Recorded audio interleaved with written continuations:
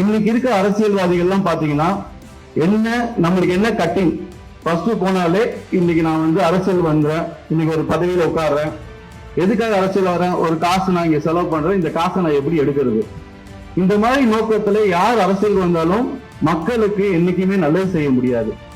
கடல் புண்ணியத்துல அந்த ஒரு சூழ்நிலை எனக்கு இல்லை. நான் யாரோட பணத்தையும் வந்து இங்க சம்பாதிச்சு உங்ககிட்ட இருந்து எடுத்துட்டு போகணுங்கிற தேவையும் இல்லை. அது என்னைக்குமே நான் அதை செய்ய மாட்டேன். அது உங்களோட சத்தியம்.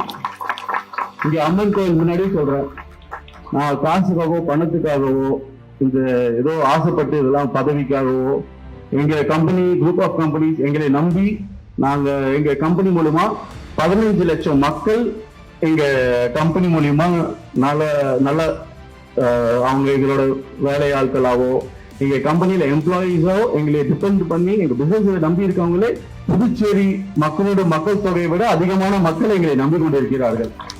அவங்களோட வாழ்வாதாரத்தை நாங்கள் மேன்மைப்படுத்தி கொண்டே இருக்கின்றோம். அப்படி இருக்கும்போது இது பதவிக்காகவோ இங்க வந்து சம்பாதிக்கணும் ஒரு நோக்கமே இல்லை. எனக்கு என்னன்னா நம்ம அந்த காலத்துல நம்ம பழைய ஹிஸ்டரிலாம் எடுத்து படிக்கும் போது நம்ம மன்னர்கள் ஒரு நேர்மைக்காக சொந்த பையனே ஒரு மனநீதி சொல்லும்போது ஒரு கண்ணுக்குட்டி அவர் தேர்வால ஏற்றி கொண்டுட்டாருன்னு சொல்லி ஒரு நீதி கொடுக்கணும்னு அவர் சொந்த பையனவே ஏற்றி கொண்ட நீதி படைத்த மண்ணில இருந்து நம்ம வந்திருக்கோம்.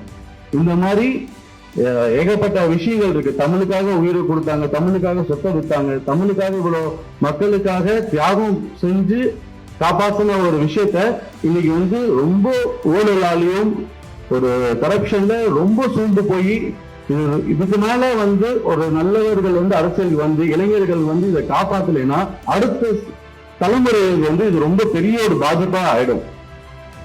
இதை வந்து நம்ம எவ்வளவு சீக்கிரம் முன்னெடுத்து இளைஞர்கள்லாம் தைரியமா அரசியலுக்கு வந்து எவ்வளவு எதிர்ப்பு வந்தாலும் அதை எதிர்நீச்சலை போட்டு அதை சமாளிச்சு நம்மளால முடிஞ்ச விஷயத்த மக்களுக்கும் புதுச்சேரி மக்களுக்கும் இங்க இருக்க அனைத்து ஜீவராசிகளுக்கும் நம்மளால முடிஞ்ச உதவி